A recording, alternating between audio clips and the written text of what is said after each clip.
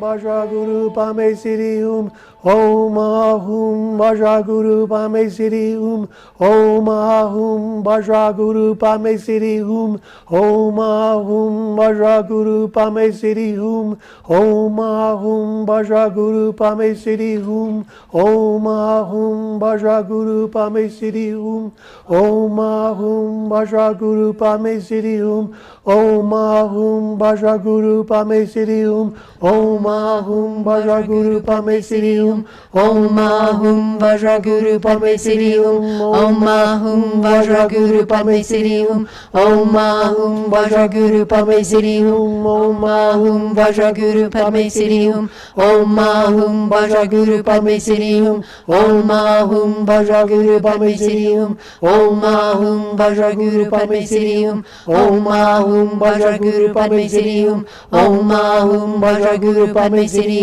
Om Ahum Vajraguru Pame Siddhi Om Ahum Vajraguru Pame Siddhi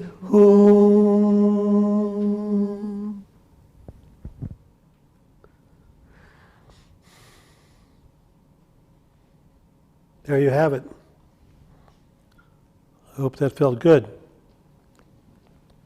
May Padma Sambhava, Guru Rinpoche, overshadow you the rest of your days. My friends and I at the spiritual store now know how difficult the spiritual path can be. You might think it's easier here. Actually, the tests might come faster and more furious, which is okay. But we all need a little help, and we're there for you to help you on your path with ritual objects that'll make doing these mantras or devotions to masters or Padma Sambhava. We have a whole array of malas for sale and other things that I mentioned. It's at www.spiritualstore.com. Oh, excuse me, www.thespiritualstore.com. And